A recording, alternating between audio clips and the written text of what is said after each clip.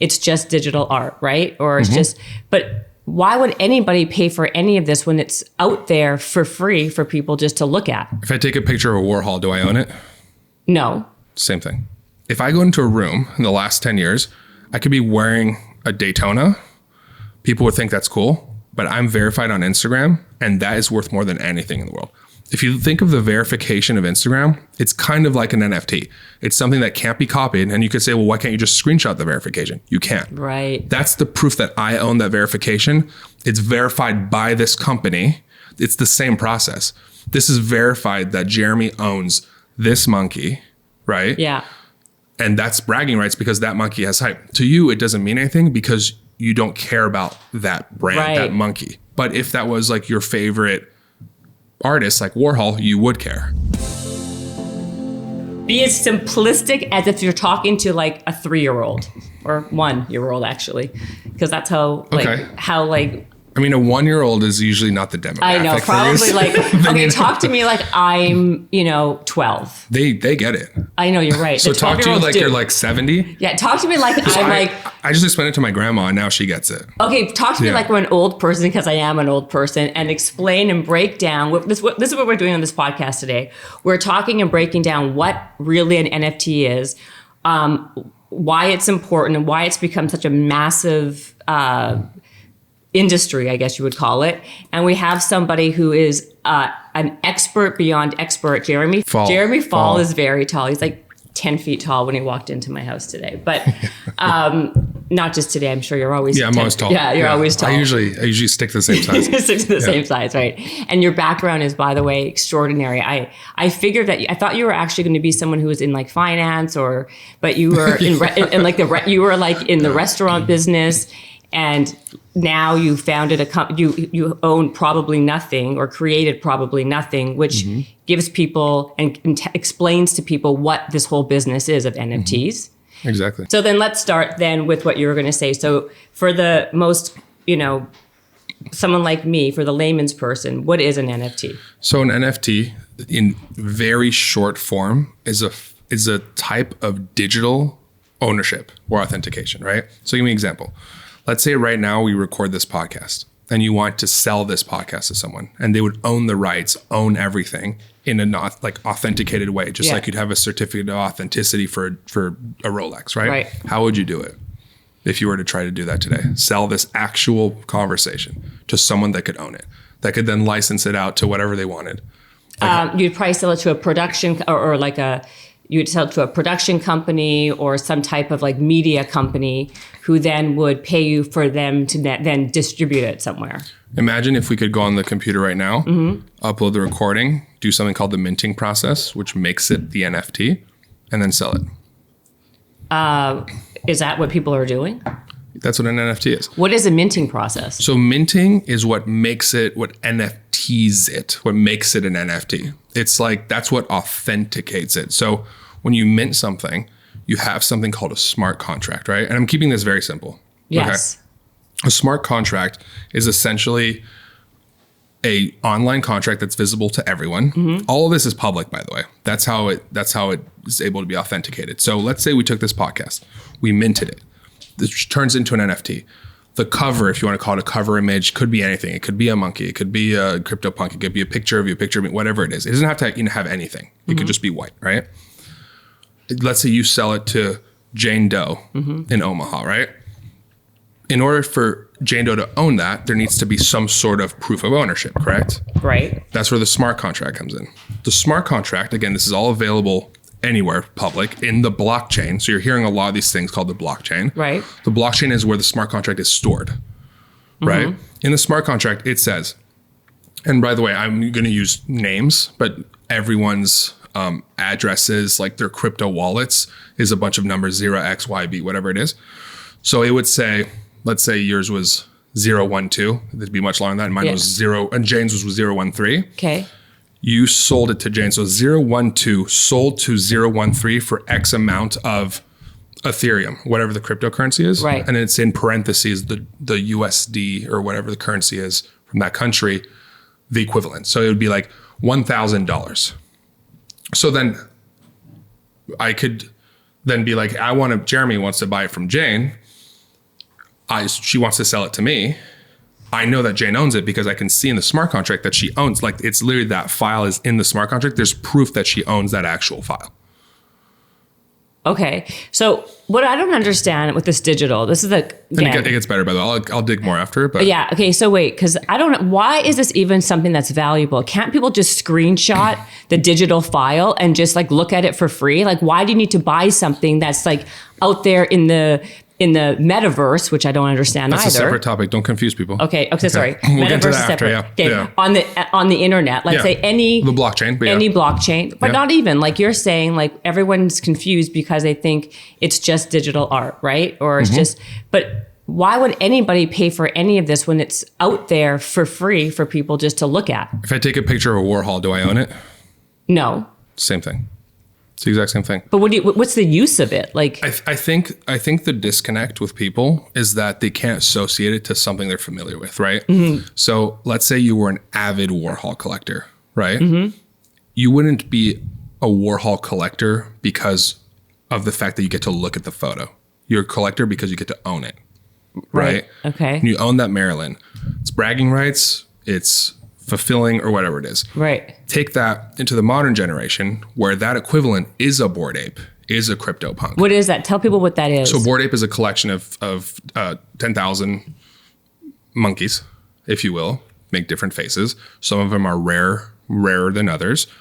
They're arguably the most popular collection on the planet along with CryptoPunks. How did that even become popular? So Bored Apes is one of, so everyone understands. So there's a thing called Bored Apes, which is a bunch Bored Ape Yacht Club. And it's a bunch of pictures of monkeys. Yeah, so there's a couple of things you get. So as a Bored Ape... Who created it? They're anonymous. It's a lab that's anonymous. Holy, I need an Ativan. I'm like, so it's already, I'm confused. Okay, so we'll get there. Okay. So you're a Bored Ape holder. You get to go to the Bored Ape parties in real life. They throw parties once in a while. You have access to certain members' perks, right? That's a cool part of it, but the main thing is these bragging rights. If you walked into a room 10 years ago with a Rolex, you had a certain, notoriety. Yeah. Prestige.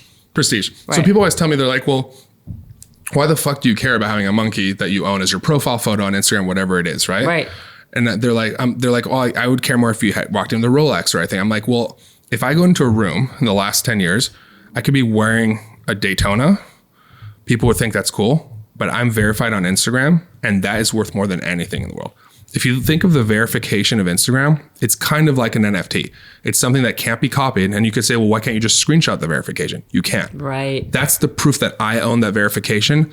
It's verified by this company. It's the same process. This is verified that Jeremy owns this monkey, right? Yeah.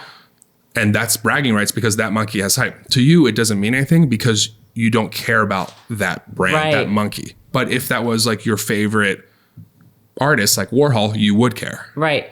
What sounds to me like what's happened is that it's not part of like my generation, so to speak, right? Like what was things like you actually explained it well, like things that were kind of in my world were like that you had a Rolex, like you said, or like a nice car would give you that like bragging right or a prestige, or like a painting like a Warhol. But is it that we've now become so digitized and technology focused in like where we are in the world, like 2022, 2022, that now it's kind of become these anything that's kind of all these bragging rights or verifications or like signs of prestige or status are coming from the digital world. It's exactly that. Right. We live in a digital world, right? And now we get to brag within that world. Who created this? Like, how did it even begin and start? Like, where did it even come from? So if you have to trace it back to the origins of cryptocurrency, Bitcoin, which I'm sure you've heard of. Well, yes. I'm not living under a rock. I'm living on top of the rock. I don't make assumptions. I don't make any assumptions. So the person that created Bitcoin, Satoshi, is anonymous. There's a lot of anonymous motherfuckers in the space. Yeah, what do you mean you keep on saying anonymous? No one knows who he is. No one knows who he is. It was created. It just dropped out of nowhere. Who? No one really knows who this person is? There's theories on like a few people. Like who? Who are the people that they I can't even name them. That's the thing. It's not like it's Michael Jordan. It's like, no. People like, we don't know, right? But then how are these people who are anonymous having so much power to like just drop something one day as like a new way of like life, so to speak, and nobody knows where it's coming from. Like supply and demand. That's all it is. If I get enough people to buy into this water bottle, it makes the water bottle more valuable, right? It's an autograph. It's the same thing. So you mean the BLK water bottle? The BLK water. I thought we were on video. I assumed they could see it. But some people are just listening, Yeah, sorry. The BLK water bottle. Yeah.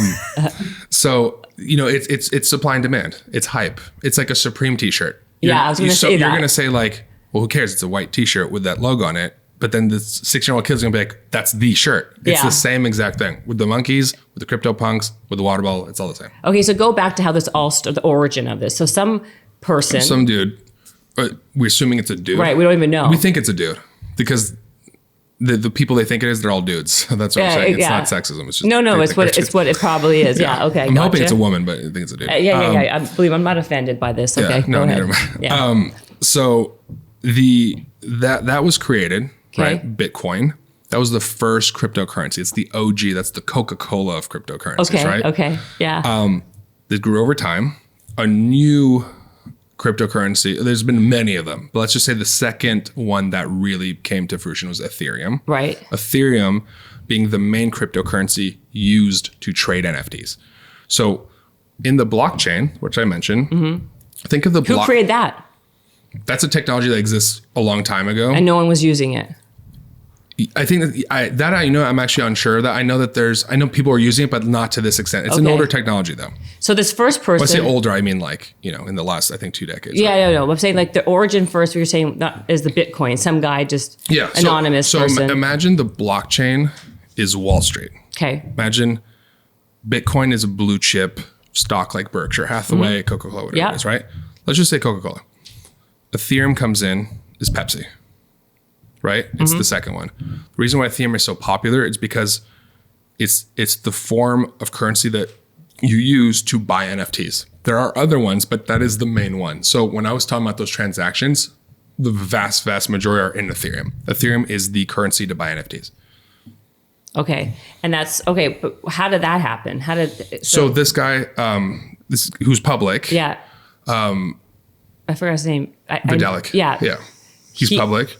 He created Ethereum. He created this currency on the blockchain for people just like the But how did he do it? Like just one day? There's the intricacies of the coding of creating a coin is like, we're not even going to get into that. Like that's far beyond my area of expertise or most people in the space. Like creating coins is like coding to like an unbelievable extent, these ecosystems. And like, that's a whole other thing. And the other thing is like, how does he, like, why is it that anyone can create a coin? Why did his coin become something that now has become used by everybody? Anyone can create a soda, right? Right. So these are great analogies, by the way. So I have like my mom, Yeah. I have to explain this exactly. Yeah. Thank you. Well, I'm like your mom then, okay, or your granny at this point. Okay. So I'll be the granny. I don't care. So basically, same thing. So like how this guy created this Ethereum coin that people are using to trade and make money and everything else. It's the same as somebody who just so happened to create the company, Coca-Cola or whatever, and became like synonymous with soda drink, pop or whatever. Okay, that's okay. In the loosest comparison possible, that's what it is. Yeah. Okay, so he must be just he's loaded. Loaded. Yeah, in crypto. In crypto, right? Yeah, which you can convert into actual dollars, by the way. Like that's how I hear it. Most people don't know that. They're like, "What can you do with it?" I'm like, "Well, you can still buy shit with it, but you can also like convert it to any currency you want, like USD, euros, whatever you want. Wherever it's not banned in the world, like I think China. What's the conversion? Maybe China. It fluctuates.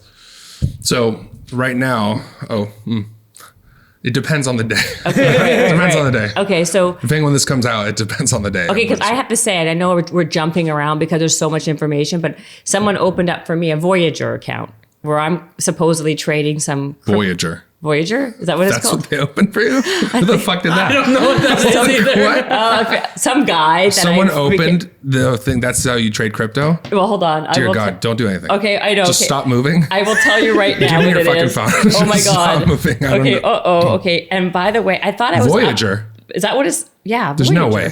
Why is that not good? I don't know what that is. Oh shit. Are you serious?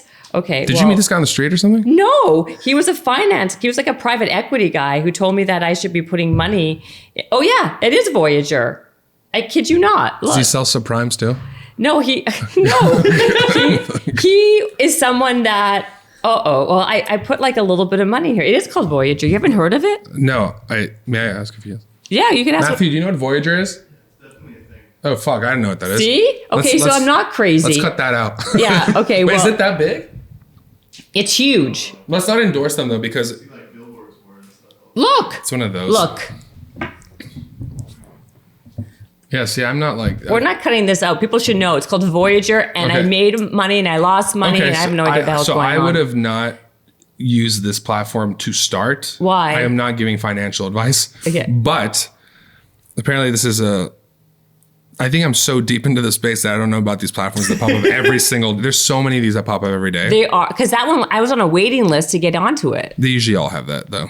Oh. A lot of them do, because they have to verify your identity and stuff. Oh, and what I did was I took my money from Charles Schwab, I think, even, and made an account in this Voyager. You went from Schwab to this? Well, no. I didn't take... That's like the decentralization concept. Listen. It's supposed to not be owned by banks. Like, that's the whole point of crypto, is that it's owned by the people and not the banks. You went through Schwab. Well, that's why I'm glad. I know. Doesn't that sound kind of... institution, and you had a finance guy do this. Yeah. A horrible start. See? Well, that's why you're here today, Jeremy Fall, because I don't know what I'm doing. Yeah. So that's why we have a specialist. Your money seems very safe. Like, more safe than anything. Than a normal situation. Right. Okay. Well, thank God. It was up and down. But anyway, but that's my point. Yeah, so it fluctuates. Is that using Ethereum? I don't know what you bought. I didn't look at your holdings, but it looked like there was I'm assuming there's Bitcoin and Ethereum on there at the very least, if there's crypto on that.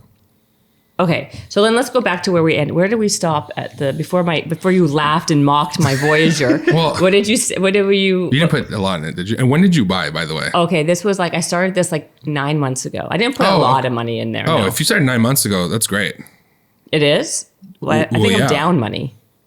No. Hold on. Did you check if I'm down? I think I am. I didn't want to look through your holdings. You can look through. I didn't put very much money in here. It's not a secret, believe me. $10 million. Yeah, $10 million. Exactly. That's not a lot, is it? I can't tell what I do. I'll take a look. Okay. It looks like... You guys shorten this, or is this no? one it's long? A long. I'm telling you, that's why. That's fine with that. You want people to know that you had no idea what Voyager was? I don't mean to freak you out, but it literally says that you have $0 in this account. Oh, well, see, there you go. I guess I lost all my money. Does it really say that? Yeah, which means you would never hit zero because... No, then I have to... I must have done something, another button. I got to call this guy. Yeah, it's asking you to enter your social. I'm not touching this. Okay, great. This looks extremely dangerous. I'm basically... someone just stole my entire life savings. My tax bracket just got fucked up by touching that. I'm not even going to go near that. Oh my God, great. Okay, well, I guess I got to figure that out. And I have nothing against Voyager, by the way. I know. It's a Canadian company, by the way. Love Canadians. Yeah, I'm Canadian, so I was told it was good. Anyway, the point is this. So, Ethereum is one type of coin. Where else? Bitcoin is another type of coin. You're asking about the price of what it costs, right? So Bitcoin is a different... Okay, so Bitcoin and Ethereum are two separate coins that you can trade with? You can't buy NFTs with Bitcoin, but... You can only buy NFTs with... There's other ones, Polygon, there's other ones, but let's just, for sake of the simplification, let's say Ethereum is like the main one. Yes. It's like the, I don't know, analogy. It's the main one. Okay. And then so the origin is, so this guy created this blockchain. This guy created, not blockchain. The Bitcoin, and then the Ethereum Bitcoin, guy. Ethereum. Okay. Yeah. All these random. We're getting close. Yeah. And then all these random people just keep on just creating these things. And hype. And it became, and just because something just kind of there's traction and hype just kind of built it up. Yeah. Okay. So then. That's exactly it. Okay. So the... so you're saying why is it that most artists are doing it? Like you said, that's why you're saying it's not just digital art. It's well, let me tell you the biggest advantage of NFTs. Okay. So remember, let's go back to that example.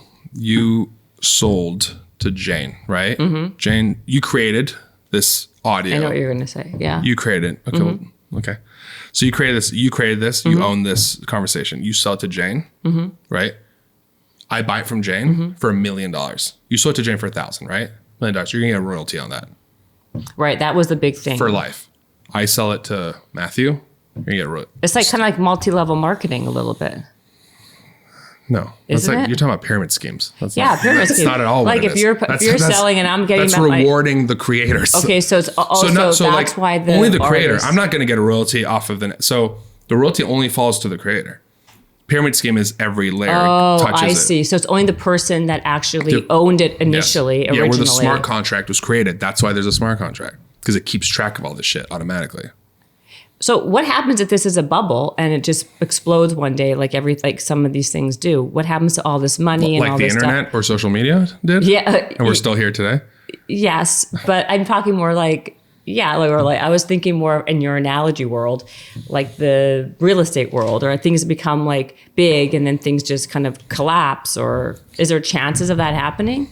I mean, of course, there's chances of everything happening, but the last big things were the internet, right? Which had a bubble, but it came back. It's very strong still. Yeah. They're trying to reinvent it now into Web3, so we'll talk about that too. But then there was social media. Everyone said that was a bubble. Right. It's true. And then cryptocurrency, which everyone said was probably nothing. That's where the name comes from, by the way. Probably nothing. And we're still here. And everyone's in it now, and there's a lot of people that made a lot of money. So I'm not saying there's never going to be a market correction. There's going to have to be. Like any industry, there's going to be a correction. Right. But do I think it's going to collapse? No way, no. Well, what do you think the most common? So you created Probably Nothing because most people don't know anything. Probably nothing. Yeah, exactly. It's a term used in the space, by the way. Oh, it is? Oh, it's a very common. Yeah, it's like using the word like cool, like in the real world. It's like Probably Nothing is a very used term. That's how I didn't like invent it. I just got That's a used. Why is that a used? Because in the beginning, like all the headlines were like years ago, like, oh, Bitcoin's probably nothing, or don't pay attention, it's probably nothing, it's probably not. People were saying that over and over again, and then everything kept going up. And so now there's a lot of sarcasm in our space where people will post like, oh, Bored Ape sells for $10 million, probably nothing. Right, and it's like this it whole keeps thing, on going. So then let's talk about Bored Apes, and then you can chime in whenever you want, Mikey. But that was just something like a Supreme t-shirt got a lot of traction and became super popular and people were buying it, right? Yeah. Like 100%. you would buy like a Rolex or something else, correct? Yeah. Or like things, how about like the CryptoPunks or the NBA Top Shot, same thing? Or just because that people know about it? Or So NBA Top Shot, okay, it's very similar to what I was talking about with our conversations. Okay. NBA Top Shot, NBA was like, okay, we own all these iconic moments in history. Anything from like a 3-point shot, whatever it is, to Kobe's last game, to last 3-pointer, last dunk, whatever it is. Now we can actually sell those moments so people can own it. So imagine owning Kobe's last 3-pointer. Like imagine owning that moment. Yeah. To the point where, and I'm not sure about the specifics, but I think they gave licensing rights on Top Shot too. Licensing rights meaning that like when you own the IP, you can license it out. So Bored Ape, for example, gives you ownership of it. So if I own a Bored Ape and I print it on this t-shirt is automatically a Bored Ape t-shirt. That's like, imagine Gucci giving those rights and you print it on your own, and that's actually a Gucci shirt. Like that's how fucking crazy it is. Are you able, like if I went to buy a Bored Ape situation now, is it one of those things where you're too late to the game? Like if now I'm buying, was it cheap and now it became much more expensive because I waited? Since April it's gone. I don't know what their trading volume is at this moment, but the last year, I mean, it's insane. You can't even compare what it came out for to now. Really? And so like if I bought it now, it'd be a fortune, but would it keep on going up? So it's kind of like buying you don't know. You can't know. It's like when people were buying Berkshire at some point, I'm sure they were like, you can't Tesla. go more up than 2,000. Now it's like $400,000, whatever the fuck it is. Or Tesla. It's the same thing. Like you just don't know. Do you have any questions before we continue? I have something else to add after. Oh, okay. So no, keep on adding. Keep going. The most attractive thing to me in the NFT space is the community, right? So let me explain. So, I come from a world in the restaurant space, right? That was very community driven. However, also very transactional. You come into my restaurant, I sell you this dish, sell you this cocktail, you give me money, get the fuck out. That's kind of right. That's how it goes. Layman's terms, right? Yeah. In the NFT space, let's say you and I create a mission or an idea. Let's create a concept, right? We create a collection of these NFTs, right? Now, imagine in parallel with Supreme, imagine being able to give people, your audience, ownership in that creativity. Like you're building a community of people that they're almost like investors. Right. They almost have equity in your idea. Like everyone who owns a Bored Ape is a partner in Bored Ape Yacht Club. Yeah. Because they have ownership rights. So you have a very invested community. There's this very strong thing in like even in the crypto space. And if you go on like if you're on Twitter at all, like there's a lot of good morning, good night. Like it's all very community driven. Like you have one, we're part of the same kind of club. You have a Bored Ape, like let's talk, let's collaborate. There's a lot of that. Like there's projects, like there's the Heart Project, one of the projects that actually like I'm a holder of. They do like movie nights, like real life movie nights. They do some digitally. They do for people in LA, like Benny Blanco, his holder, he invites people to his house, come hang out. Like there's this very big community aspect that people don't realize. Where like before that, I was always like here trying to be like, not above in an arrogant way, but like I'm selling to you, I'm selling to you, I'm selling to you. That was how like we used to think. Like I'm going to sell to this person, you have to rise on top. And now it's like, let's create this together, let's own it together. So now you have 10,000, let's say your collection's 10,000 avid people in your community that are constantly invested in you. So through that, a lot of NFT projects have community wallets that people vote on of where that money gets spent. Portion of royalties goes into a community wallet. Where does this get spent? We're going to give this to charity. We're going to give this to whatever it is. Like you're building a group of people, right? And that's where crypto is amazing because all this stuff is automated. So there's no, let me talk to my lawyer or anything like that. It's all in a smart contract. Any dollar that hits, everything's a smart contract. The royalties get distributed automatically to everyone. Everything is all digital. So there's no like, wait, you owe me my 15%. Like that doesn't exist. There's no institutions controlling it's controlled by the people. That's what I was going to ask you because you were saying about like the Charles, we were joking around with that. Like, so there's no institute, like, so who is kind of making sure that every T or I is crossed? All of us are. So let me give you an example. I went on Twitter. This is to tell you how crazy community is. I went on Twitter. I got $1,000 Starbucks gift card. I put on my Twitter. I was like, I'm buying coffee for everyone. Just please, everyone just get one coffee. Not a single person got more than one thing. Everyone was respectful. Not a single person took advantage. No one ordered anything, but it was all like exactly all the way to the gift card right now. And like that's how people are. Yeah. And it's a respect thing. Because if you're a shithead, you're going to get we're not going to fuck with you at all. You're kicked out. And as much as it's anonymous and people are like, who are these people? You think you can do whatever you want. It's really those anonymous figures who've stayed around have built so much rapport through so many goodwill that people love them and trust them and respect them. So wait a second. So you put a Starbucks card on Twitter and said to people, "Hey, there's $1,000 on here. Everyone just get one." How do you know what people got or who they got? Because you can see on the back, you can see like what your balance is and spend and stuff. I just saw a bunch of transactions, but none of them were bigger than the other. They're all about the same. That's happening. Like what that is, but. But could you imagine being so disrespectful to that community that you're going to be that person? Right. To do that, to take advantage? Like, so another thing I did on Christmas Day, I was like, if you don't have food today, on Twitter, drop me your wallets, right? So that big number I was talking about, 0x, whatever it is. Yeah. And I will send you money for food, right? I had people. You said that? Yeah. And I sent wow. I sent money for food. I spent like 4 hours in bed saying money to everyone. How much money did you spend? It was a lot. I had crypto money or real all money? Crypto. This is all crypto. What do you mean real money? I mean, like, did you say like that's what I meant? Like tangible, you can feel. It was probably the equivalent of like I think it was like 15 or 20 grand. It was like a decent amount of money. You spent that kind of money on people that you've never met. These are the people. That's amazing. These are the people that I have that money because of them. Yeah. You know what I mean? So okay, this is so fascinating. So I did that. I had this guy. Literally, I sent him. It was like $30, right? Because I did this for a lot of people. I sent this guy $30. This guy in India, I'm not even joking, he took half of it and gave half to these starving kids, sent me the video. I didn't ask for anything. Sends me a thing. He's like, hey, I had leftover. I was able to feed my family, whatever it is. I gave it to these kids. There's this video of these kids that are like, thank you, Jeremy, like Merry Christmas and stuff. Like this all happened. I was in bed doing this. This is within the span of a few hours. Like I'm touching people in India, touching people in like all over the world. I had someone that like messaged me and was like, hey, honestly, like I don't need food. I'm going to have drinks with my buddies. And I was like, you know what? Fuck it. Drinks on me. Like there's a lot of this thing. People were giving it to other people. This person needs it more. It was like crazy. This is all on Christmas Day. You know? Do people even know this is happening? They don't even know I'm Jewish. Yeah, It's fucking Christmas. I know, but what I'm saying exactly. How come do people outside the crypto space know this is even something that happens? No, that's the thing. That's why I have probably nothing, because I'm like, so I'll give you an example. A few months ago, I was with Ty Dolla $ign, the rapper, right? And we're in a studio. And he was wanting to get into the crypto space. He's dropping a collection now and everything. And we were talking, and I was like, let's get your first NFT. So we went on there. I tweeted, let's buy your first NFT. Okay. I tweeted it. He retweeted it. This guy comes in. Everyone's like sending their like, buy mine, right? So I'm like, oh, that one's cool. He bought it. I bought it too. I was like, oh, I like this art too. How much is it?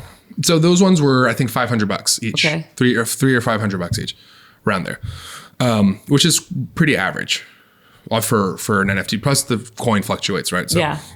So I bought it. He bought it, and he bought some other stuff. And then the guy, the owner in India, messages me DMs us on Twitter, and he's like, hey, sends pictures. He's like, my father's in a coma. Sends 2 pictures. I'm at the hospital as we speak. The money you just gave me is paying for his hospital bills. Now all these people are buying his stuff. He made probably 20, 30 grand overnight. He was selling his farm to pay for the bills. Now he doesn't have to. So I was like, what the fuck? Wow. So we promoted this kid. I put him up on Probably Nothing, a story. Everyone obviously was like, oh my God, we have to help. All these people came together. I was getting people texting me how can I get one? Can you help me? People that didn't have their wallet set up. Like one of my business partners, girlfriends didn't have one. She's can you help me set up my wallet so that I can buy this? This kid now all of a sudden, and he messages me and he's like, I love you so much. What you did for me, I want to do it for someone else now. I have money. I want to go help someone else. And I'm like, this guy, his dad's in a coma and he's already thinking about how he's going to help someone else. I'm like, that's what the NFT community is about. That's what I fucking love about it. That's amazing. Mm-hmm. So there's so many stories that too, Jen. People don't know this shit though. They don't. They're like, oh, it's the stupid fucking monkeys or whatever. Then those crypto douches in Miami that party with Crocs. Yeah. It's not that. So why is that? I was going to ask, that was my next question. It sounds the way you're speaking that these community have really really quality people who are trying to pay it forward and be really honest and That's and the earnest. real people. Right. So then why is there this illusion or idea or people in the space who are just driving Bugattis in Miami and I had the same thing in the restaurant space. Restaurants became very hip. Everyone wanted to own a restaurant. Right. Everyone did just this crap shit with bottle service and models and all this stuff because people like the fame and NFTs are hot. So now you're a celebrity because you own this thing. Right. So you're always going to have, it's actually good to have that. That shows, because I think you need an ecosystem. You can't just have the sad stories. You need the douchebags. You need the people that don't get it. I think you actually need all that. No, I'm serious. Get it, yeah. That's why I have Probably Nothing, is to teach people about these things, right? In the right way. We have a social duty to educate people the right way. Because how many people I meet and they're your first reflex was how come you're in NFTs and you're cool guy, you're not a douche? Yeah. And it's the actual people in the space that do it because they love the space. That's how everyone is. And all these rappers and stuff that I work with, a lot of musicians, when they work with us, these people are used to being given the world, right? They're musicians, they're talent, right? I work with them you want me in this space?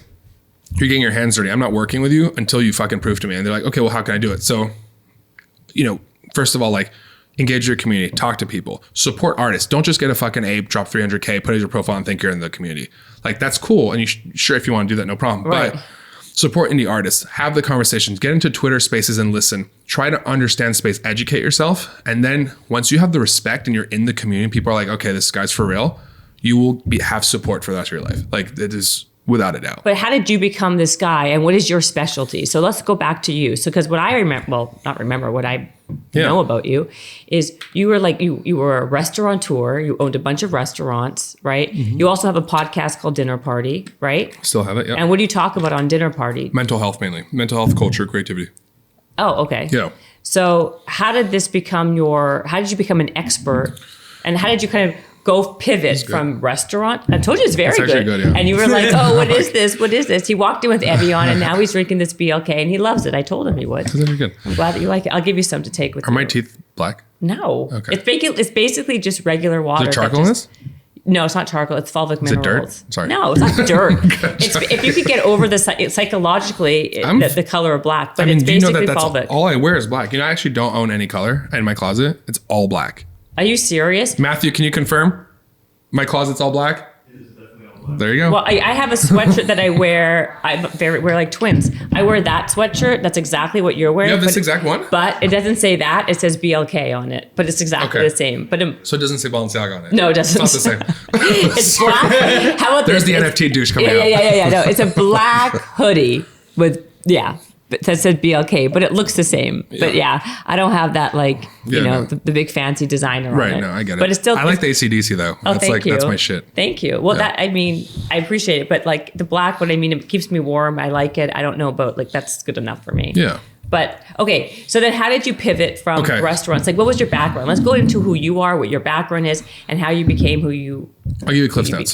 Cliff Notes, because it's long. Even though I'm 31, turning 32. Oh my God, you're like 32 in August. It's not that far. It's not that close. I know. Well, okay, but I don't need to know when you were an embryo. But let's start with. Oh shit. Okay, I was the fastest swimmer. Okay, you were the fastest swimmer. Good, we know that. That's we know good. that. That's good. Why I'm here. Right? No, you're from LA. Born and raised. Yes. So did you go to college? Dropped out. Okay, where'd you go? Occidental College. In LA, yeah. Okay, so it's not a dental school. It's Occidental. I know. I know what it is. I've heard of it. A lot of people are like, "Oh, dentist." I'm like, "No." Yeah, the furthest thing from a dentist. Yeah, it's where Obama went. So it's like. Yeah, Obama. It's like prestigious, whatever. Occidental. Yeah, I dropped out. Oh, really? Yeah. Is that like a known good school? Yeah, Obama went there, and then he went to Harvard. Oh, okay. Yeah. I thought you were joking. Wow. No, Obama actually went there. Oh. Trust me, they shove that down your throat like every fucking second. Really? They're like, "Oh, this is where like Barry used to sleep." I'm like, "Who the fuck is Barry?" Really? Okay. So then you went there, you dropped out. Okay. Yeah, I dropped out. So anyway, long story short, I was in hospitality. Okay. Started when I was 16, nightclubs, the whole thing, went to bars, working in there, right? Okay. I opened bars when I was 23 because I'd met enough people that were willing to fund. By then, when I was 23, I opened my first bar. Where did you open, in LA? Hollywood. Okay. Hollywood, yeah. What was it called? First one was called Genesis. The second one was called Golden Box. Two bars in Hollywood. Okay. I mean, it's very hip. Very hip. Let's keep it like exactly. It's very hip bars. Okay, thank very you. hip bars. Okay, good to know. And so after that, I was like, fuck, I'm sick of getting home like 4 a.m. Can't keep a relationship. Okay, let's get out. Went to restaurants, right? Right. Like that's much Brilliant. better. Like that's like the best, like smartest fucking idea ever. Yeah. Went to restaurants. We opened, my former business partner and I, Henry, opened 14 restaurants, 3.5 years. It was a lot. Would I know any of them? Yeah, you probably know all of them. Okay, what are they? I'm joking. Yeah. I mean, well, we can talk about that after. I want to know. There's a lot of them. Okay, well, name the top ones. Okay, Nighthawk Breakfast Bar is probably like the most famous one because it was breakfast for dinners, like on Vogue Japan, like as like my voice was fucking dubbed and some shit. Really? Like, crazy motherfuckers. They're like, I had people that would drive, like, be like, we just heard about this. We drove from fucking Canada to eat here. Like crazy. Where was it? Venice. Oh my God. I am living under a rock, apparently. Okay. This is really embarrassing. Okay, so how many years ago was this? It's not embarrassing. This was, it's still open, by the way. It is? Yeah, it's still open. This proves that people make fun of me because I'm such a creature of habit. I go to the same 3 restaurants. So do I. I'm in bed by like 9 now. Yeah. I left those days behind me. I'm like dinner at 6, in bed by 9. I fall asleep late. You should live in Boca Raton with all the other old I want to live in like Montecito. Oh, that's nice. You know what I mean? Like, yes, I get you. I'm just just like with the slow. No, I'm saying like slow. Like as much people think I like love to go out because the way I look and dress and stuff. But I'm like not at all. It's the nail polish that gets and the ring. Yeah, and like the way I did. Yeah, I'm like it's your style. 6 p.m. dinner, like 9 p.m. in bed. I'm like teeth brushed, everything brushed, medication taken, everything good. Theragun because I have restless leg. Oh, Hypervolt's so much better than Theragun. Have you tried it? I don't know. Theragun really works for me. Okay, I'm gonna let you use. Okay, well, you're just gonna give me a. I'm gonna give you a Hypervolt. These perks with those things. I know. Who would have thought you'd leave with crazy. all these great, crazy gifts, right? Right. So I imagine this. So I started the process of selling my restaurant group, right? Yeah. In December 2018. Closes like end of early 2020. Yeah. Right. Also, I'm like, oh, cool. What other restaurants besides that? You didn't tell me. Well, tell me one other one that I would know. Easy's in the Beverly Center. Oh, I know that one. Yeah, it's the one in the Beverly Center. They have good chicken fingers. Thank you. Yeah. Thank you. Yeah. I appreciate that. So all the restaurants are gone. Okay. Right? Like we sold off the restaurants. All of them? Yeah, I got acquired. We had between LA, Chicago, Texas, and Alabama. We had a bunch of them. Right. Okay. Then we get hit with the fucking pandemic. Yeah. So I'm like, but you sold them before the pandemic? And I filmed my TV show that's out now called Beats for Breakfast with Miguel, the musician. Yes.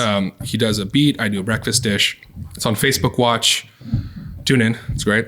Yeah. Season 1 is out. Beats for is it really out right now? Yeah. Okay. Yeah. So how did that happen? What kind of like, how did that happen with you and Miguel? Like why? We met at Nighthawk. Okay. I was signed to Rock Nation. I was the first restaurateur chef to sign to Rock Nation. I was with Rock Nation for 3 years. They used to manage me. Okay. What did you do with them? Just like a talent manager would for musician. I just did basically like restaurants with them, TV, all that stuff. Just the same kind of format, right? Do you know Jay-Z personally? I've met Jay-Z at the Rock Brunch, yes. Okay. Can you call him right now? No, I'm joking. No. Okay. He's like, what the fuck is Blackwater? I know, exactly. I know. I'm teasing you. Well, I think he'd like it actually, but anyway, you know. So okay, go on. So then you were signed to Rock Nation. Yeah. So I met Miguel because Miguel was under there too. Mm-hmm. Met at Nighthawk, my breakfast place. Right. We both love breakfast for dinner. And then we just started talking and he was like, dude, I make beats in my kitchen, like literally. And he's like, she made beats for breakfast. I'm like, yeah. And then we just did the show on Facebook. I mean, you know, there's like teams that get involved. Yeah, of course. But then so you guys sold it to Facebook, or like you went they were like, yeah, we want to. They picked up the show. It was like, yeah, our teams pitched it. How many episodes? 8 episodes, 1 season. And then, so he's beating, like he's basically just like doing some music while you're making breakfast. Yeah, and it's like we play off each other because we're both from LA. Everything. It's like, you know, he's like, oh, like that. Are you adding like spice in that dish or heat? Like, and then he like does some shit with the sounds where like it sounds like it's spice. It's like really cool, actually. That is really cool. Yeah. I'm gonna check it out. So we filmed that February 2020. So I had just filmed the show. Okay. Just sold the restaurants, and then it's like flat on my ass. Like, what the fuck's going on? You know, I mean, pandemic. So I don't have restaurants to go to. I'm used to this like lifestyle. Yeah. Like filming, there's nothing. They're like a lot of us, right? I'm not like the only one that had that. No, but that's. But I have like, and then my industry is getting like decapitated by the pandemic. Yeah. Like all my friends in the space are like, the fuck? So I'm like, oh shit. You know, and everyone's like, are you okay? Because a lot of people didn't know I had sold because it was so fresh. And I was like, yeah, I'm great. How are Insanely you? good timing. I'm like at home, I'm like opening wine. I'm like orange wine, like fucking Fauci talk. You know what I mean? Wow. Well, who did you sell it to? Like it was a private equity group called K2. A hospitality group. And so they must be like really unhappy, right, with you at this point, right? What? I don't know about. They sold it to you, and like 2 minutes later. About me. I think it's the virus. Not you. The rest. I'm saying like not with you personally. I'm saying what happened. They sell it, and all of a sudden COVID happens. I mean, I don't know. I can't speak for that, but not you personally. It's not your fault. Yeah. I mean, I didn't plan this whole. Yes. No, you did not. Or did you? Just kidding. In the NFT community. Yeah. So we're all stuck at home, and I'm like, okay, like kind of trying to figure out what I'm gonna do next. I have massive anxiety, and I have to like, you know, figure out what's next. So I'm like, okay, a couple things. One, my mental health became a massive priority. I'd realized how unhealthy I was mentally. So I got on medication, like right off. I was actually already pining on it, and then that. Like, what was wrong? The anxiety? Is that anxiety, depression? Yeah, I've all this. So I got on that. And you were never medicated before? No, I refused before because I thought it was going to hurt my creativity. But then I'm sitting at home and I'm like, let's try it because now like I don't know, I can be creative. Like let's see what the fuck happens. So I get on that. And it worked right away? Very painful process in the beginning. I worth every second of it, but like 2 months of like on top of that with the pandemic, like there was days where like I remember being like, if everyone dies, I don't care. Like I was so numb. Wow. Like it was like rewiring my brain. Like I became so flat, like no personality, like wouldn't get out of bed. During the pandemic, it was a little bit more acceptable. Right.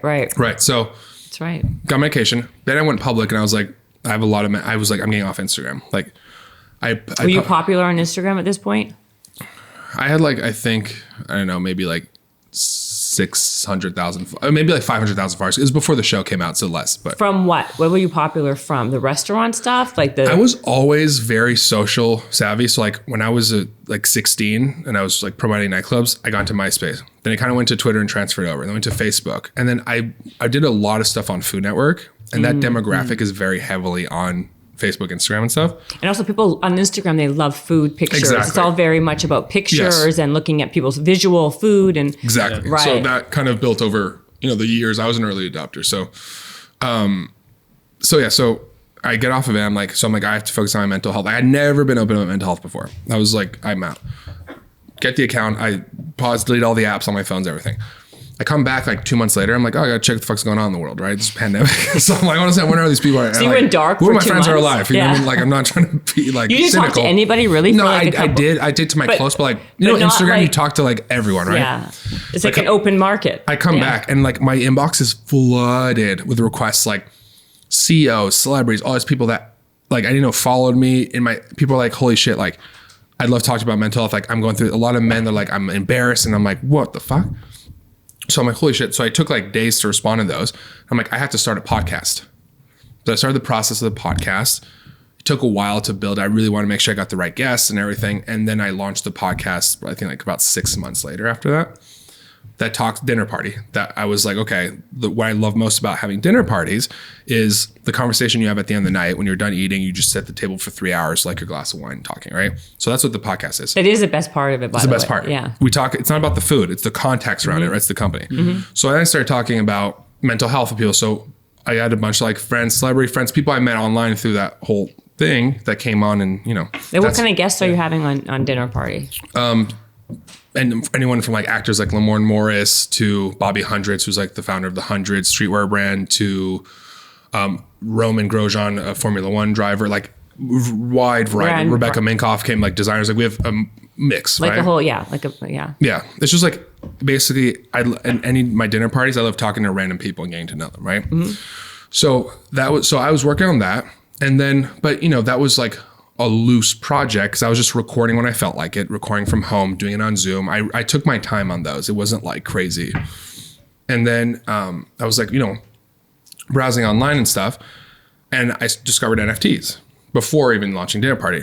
And I was just, but like very loosely looking at like this trend in crypto. And because of the pandemic, I think it accelerated the world like 5 years. Yeah, totally. So I was like, what's this NFT stuff? Like people were talking about it, but very, very early on. Crypto was actually down at this point, right? Yeah. Invested in crypto, linked to NFTs. And then after that, start connecting with people around, you know, that's how I met like Jason, who's now my business partner in Probably Nothing. We met online. Oh. Just talking. You like, met online, just talking. We just met in person recently. Wow. And No way. I've been talking every day for a year. Insane. Yeah. Is that crazy? We just met in person recently. That is Because lives in crazy. Canada. Oh, of course. Oh, there you go. It's fucking Canadians. Yeah. So Those Canadians, I tell you. So I'm telling you. So just connecting with people in the community. And that's why I realized there was this community aspect. Right. But I wasn't like as savvy, obviously, as I am now. I was just I didn't really think about getting into it as seriously. And then I was like, you know, my strength is building brands, restaurant concepts, building communities, all this stuff. This is exactly what that is. You know, I don't necessarily have the talents to have ideas that require manufacturing, producing, like all those things all the time. Now I can create something that I can touch people all over the world versus a restaurant where it's 4 walls. I can touch people all over and just turn these ideas into digital assets that can now be sold. Like it's a way of basically monetizing on ideas and building a community around these ideas. Got you. Now you can do it digitally. So then what was your first NFT that you visualized that you basically put out to the marketplace? I'm dropping that right now. Right this minute? That's why I'm here. Okay, what is it? Okay, so when I say right now, this second, Yeah. it may be in a few days. Okay, whenever yeah. you decide to release this episode. I understand. It might be maybe yesterday. But let's just hope it's in a few days. Let's say it's in a few days. Okay, let's just say it's in Let's get really close to the launch. Thank you. That'd be good. Yeah. It's called photosynthesis. So this is you're going to be my guinea pig for this. Okay. And you're great. going to say you love it. Okay. But tell me what I want to hear, but be honest. Okay.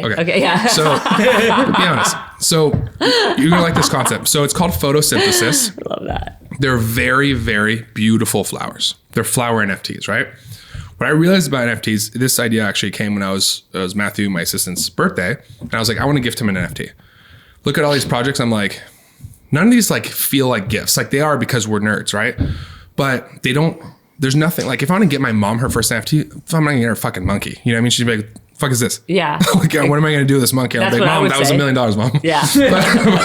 but so I was like, flowers, right? My whole thing is getting more women in space. I have 2 weekly spotlights that highlight women in space, artists from all walks of life already on my pages. Okay. So I'm like, I should create a project that both attracts women. Also, I'm big on like masculinity in the modern age that destigmatizes like flower giving for men, you know, mental health. I'm big on that too, right? As a straight man who like paints his nails I'm able to have this Are conversation. you straight? Yeah, completely straight. Really? See, that's what I'm saying. I thought your assistant was your boyfriend. No, that's a compliment for both of us. Thank you. Wow. Yeah. Really? Both catches. Yeah. Wait, Matthew, are you there? He left. He left. No. It's very kind though.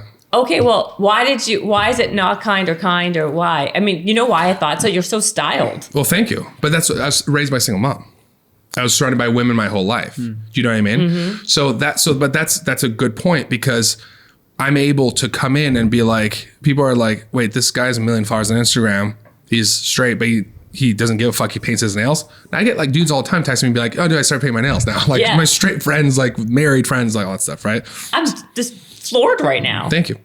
I take that as a compliment, by the way. You should. I always tell people if I had been a gay chef, I'd be a trillionaire. Yeah, you think so? Why? Oh my! There's not many, and there's not. How is that possible? I would monetize that shit like you would never fucking know. The Right. gay community is gay chef. I would be a trillionaire.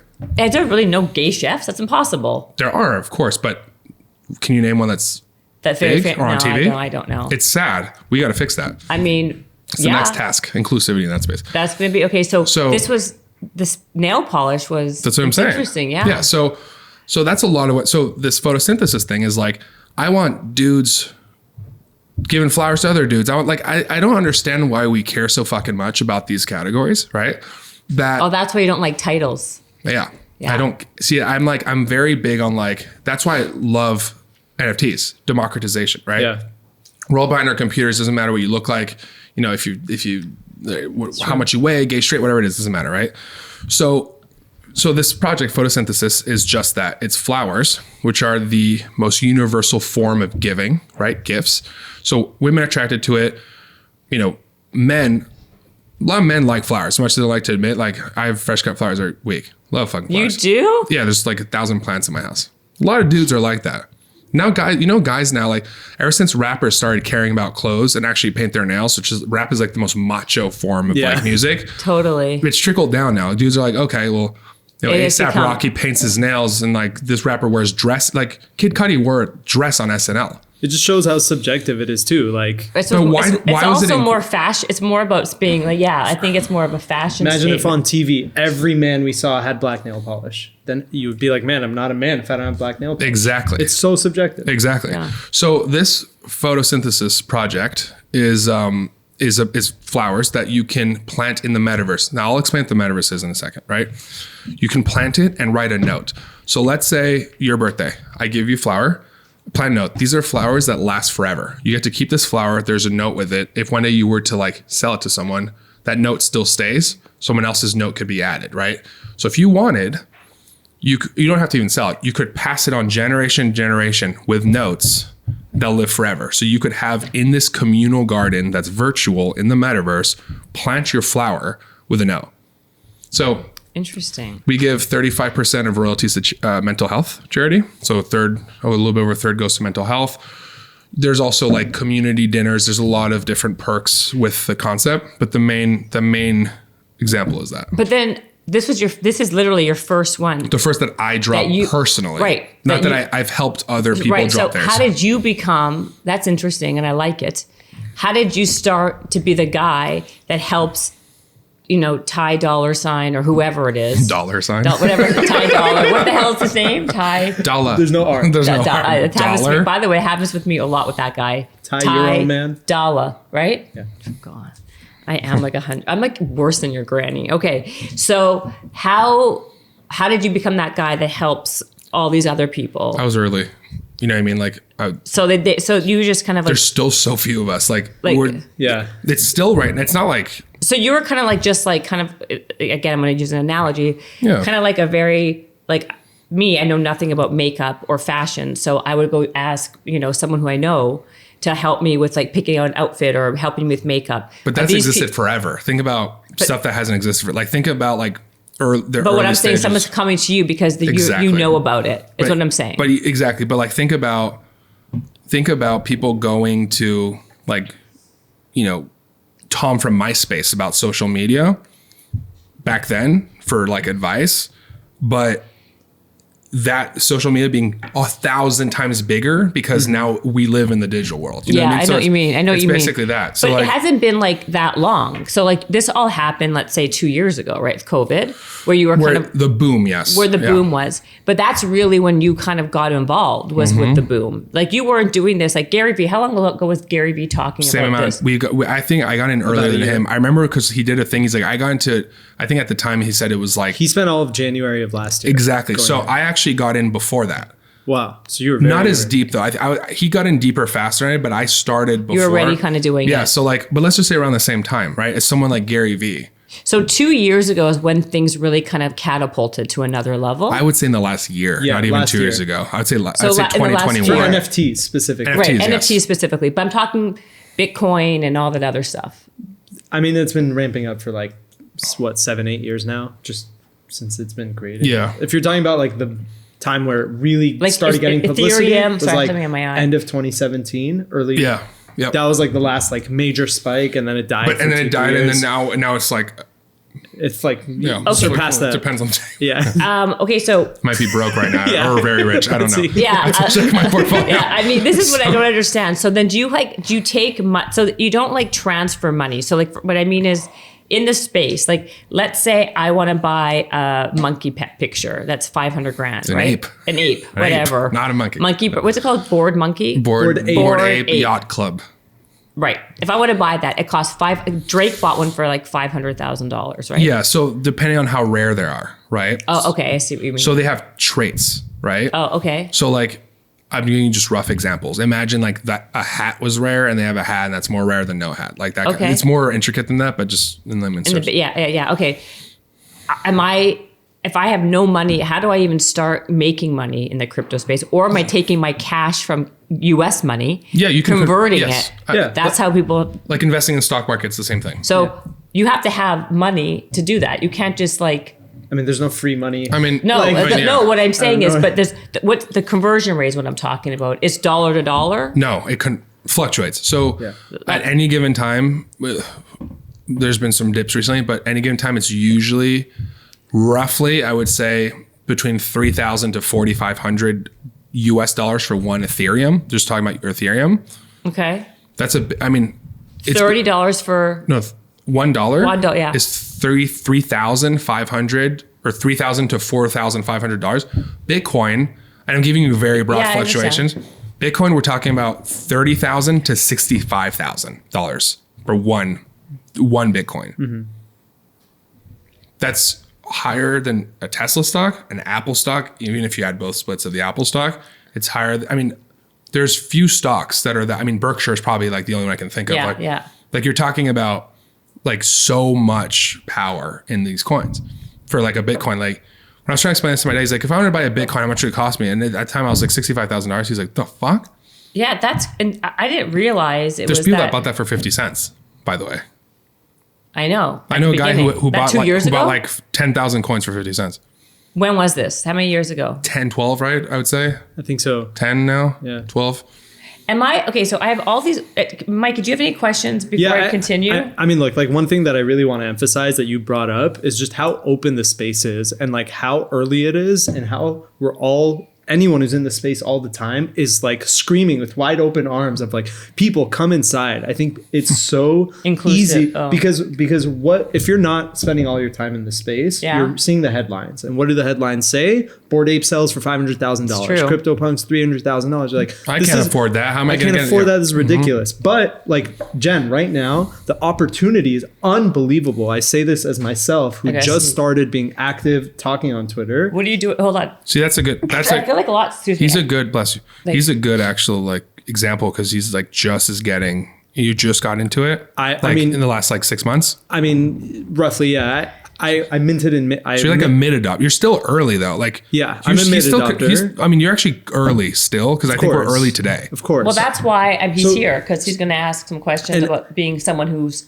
more knowledgeable than I am, but not as knowledgeable as you. No, absolutely. And I think it's really interesting because you come from the standpoint of being super early and having a really big platform. And I'm coming in from like, I've just been interested in it, but I'm really getting my like hands deep in the last 5-6 months, like you said.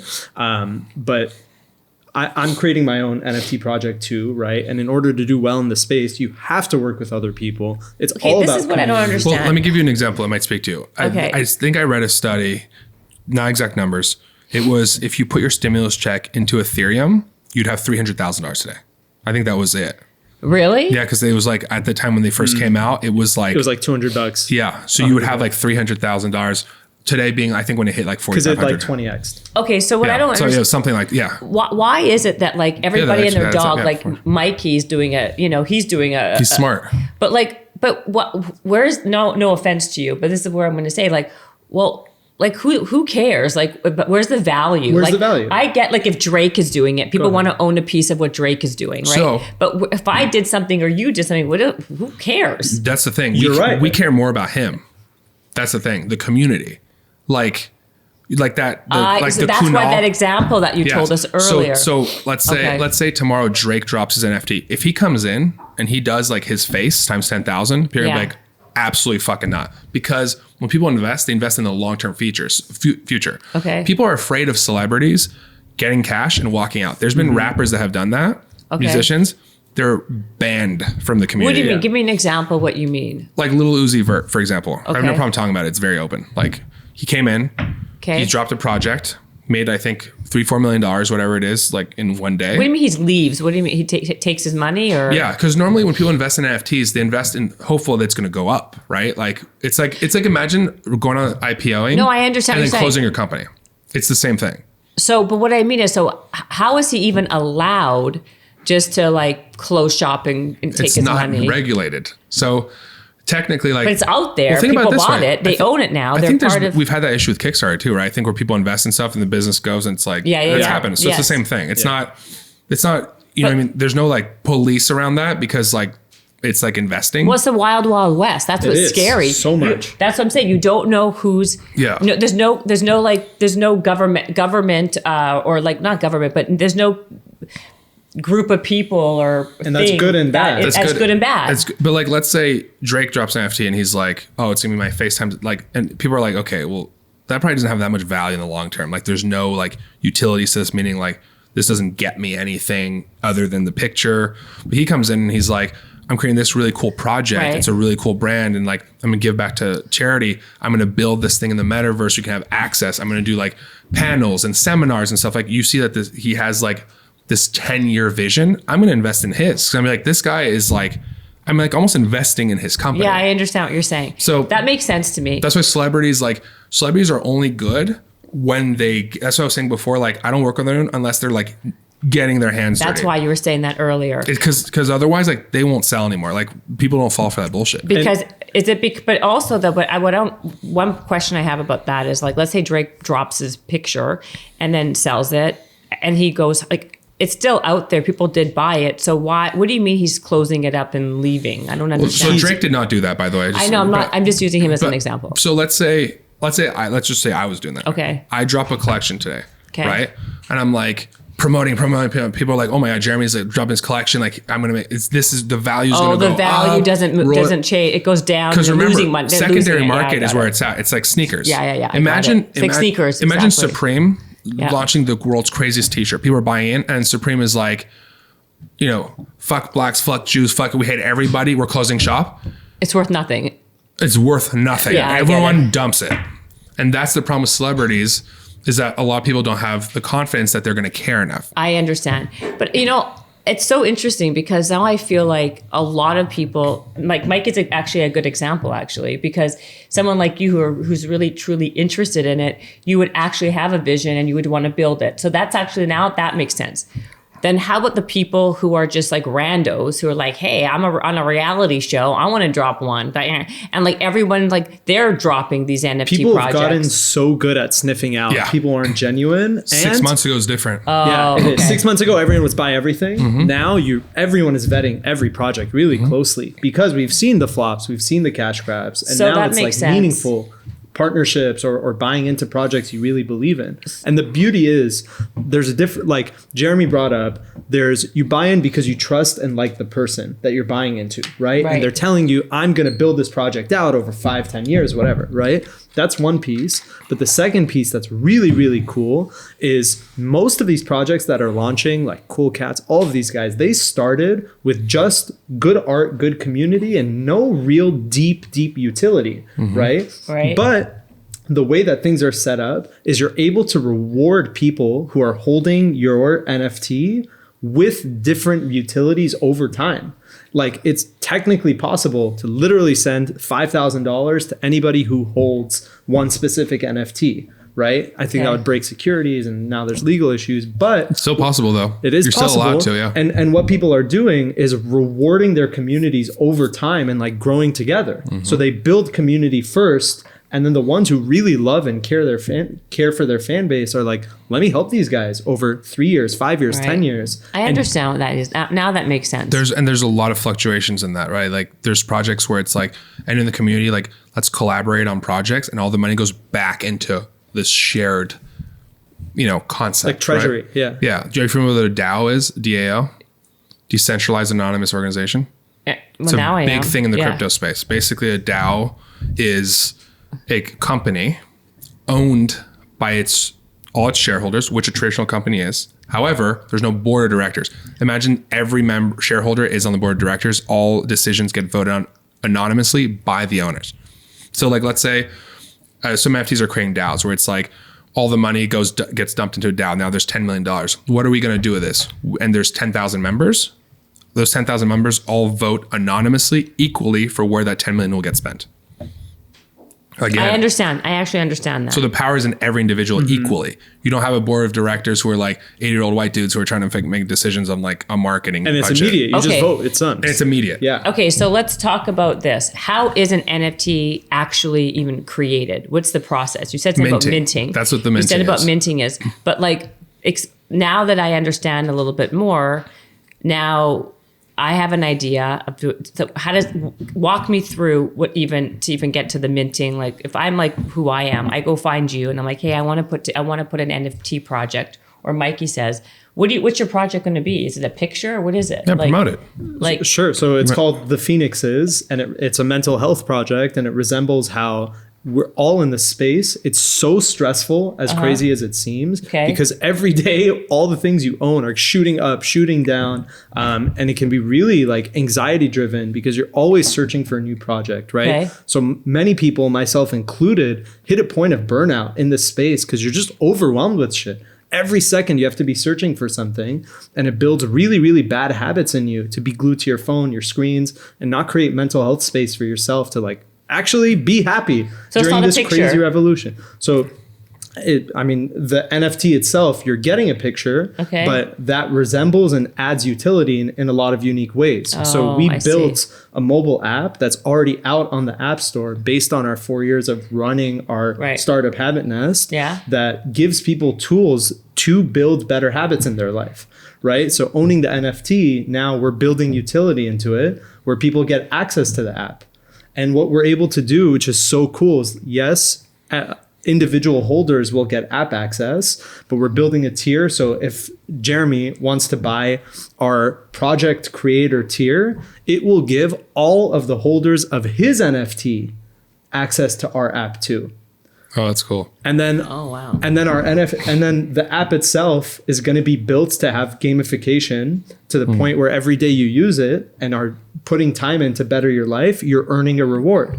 And there's a lot of ways to go with that. It could be a coin, or it could be a mini NFT where you like combine getting 10 of confused. them. Well, his art Yes. is the album art to a musical it's album. it's the It's the perfect, cover art. perfect Okay, so example. it's like So it's like it's cool. This is it a Kanye picture of album. a phoenix? Is that it's a picture of a Yeah, phoenix. but it's even if it's beautiful, it's almost irrelevant to the mission. Do you know what I mean? Like it's a I bonus. understand. If you do it right, it's a bonus. So I'm going to buy. So In so that- break in- it down for me then in layman's terms, Jeremy. So let's say I'm buying his Phoenix. So there's different types, right? So Okay. you have that example, and you also have CryptoPunks that have no utilities other than the art. Yeah.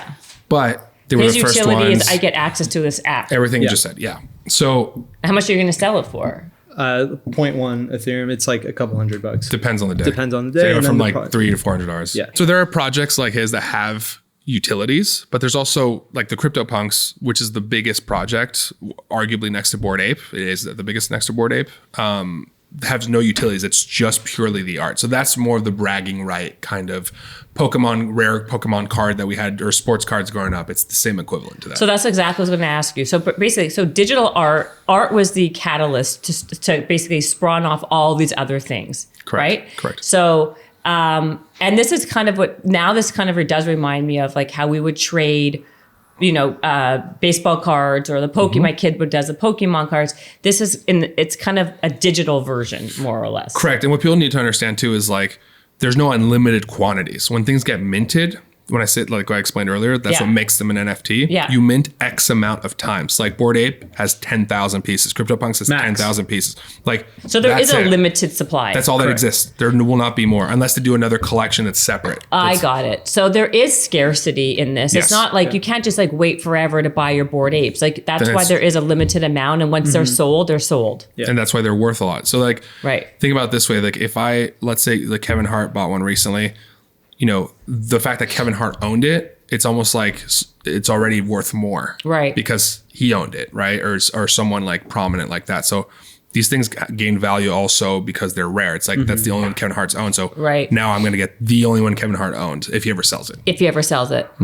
Okay. So then what's this Thriller project that you're doing? It's Triller. Thriller is the Michael Jackson song. Triller.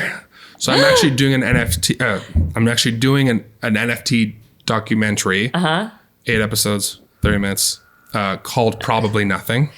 I like to use exactly. a lot of ideas on the name. Yeah, exactly. So it's actually based off of my project Probably Nothing, but essentially it's to educate people in the space. We'll have a lot of different like celebrities talking about how it affected them, but also shine a light about everything we're talking about, the community aspect. Like I want people to watch this documentary and be like, oh, fuck. Like, just like you, I had no idea about this kid in India. These stories, like, I didn't know this was happening. This is so big. Like, I want to shed a light on the actual community aspect and make it something you wouldn't expect. So is it basically you just talking to a bunch of people? Yeah. So it follows me around. I kind of explain how the process works, interview a lot of people in the space, different projects. How did it come about? They approached me and they're like, we want to do NFTs show. And I was like, only if I get full creative control. And that's what they said, yes? And it's done? Yeah. Because the thing is, you have to have someone deep do it, because the first person who's going to do a documentary, it's going to be like Bored Ape, CryptoPunks, Miami parties, Lamborghinis. That's going to be like the shittiest, douchiest thing ever. Yeah. And so it's only going to be, you can see it on Triller TV and like wherever the fuck else they put it. Yeah. And then who are you interviewing in it, or who are you talking to? Who You'll else have to watch and see. You won't give me one name? No. Would I know anybody? You'll know almost everyone. Really? It's big people. And the people that you don't know are people you should know, because the leaders of the community That's awesome. that are important. And then we're going to shed a light on those projects that had an impact that probably wouldn't get a show ever documentary, because, it's not, people don't know enough about it. But since I'm so deep in it, those are people I'm going to highlight the most. And we're going to have celebrities give respect to that as well. It's what it is. I love that. Yeah. So that's a great project for you. Thank you. So now you've become like the go-to guy for NFTs. For now. We'll see. Until the kid that's 10 years younger than me gets it more than I do. Exactly. And you'll be the granny. Then I have to hire him. That's right. You got to hire him. Yeah. Okay. So then we're going to wrap this one, and we're going to do a part 2 and get into like all the other stuff. The metaverse, Web3, all that stuff. Yes. Because there's like too much to do in like one episode, because it's like the internet. There's like way too much. Yep. It's even bigger than the internet. It's even bigger. What's bigger than the internet? NFTs. Web3. Which is Web3 metaverse. Yeah. No, it's going to be bigger than the internet. Like, it actually is. You think so? 100%. It's Okay, well, you'll tell us next time, because this is going to be too long of a podcast, and then people are going to tune out anyway. And I want people to know and understand this information. Yeah. So, Jeremy Fall, yes. Your documentary on Triller is going to be out now-ish. Now-ish? When this drops. Depending when this probably drops. Out now. It's probably out now. Let's just say my documentary is out now. Yeah. Probably Nothing. That's good. And you can also follow you on Jeremy Fall. Yeah, on all social platforms. And also follow at Probably Nothing. Yes. And is there anything else?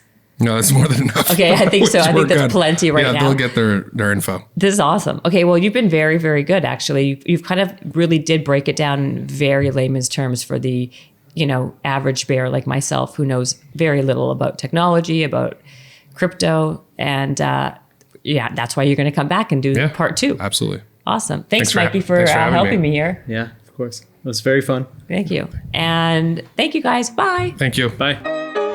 Habits and hustle, time to get it rolling. Stay up on the grind, don't stop, keep it going. Habits and hustle, from nothing into something. All out, hosted by Jennifer Cohen. Visionaries, tune in, you can get to know them. Be inspired, this is your moment. Excuses, we ain't having that. The Habits and Hustle podcast, powered by Habit Nest.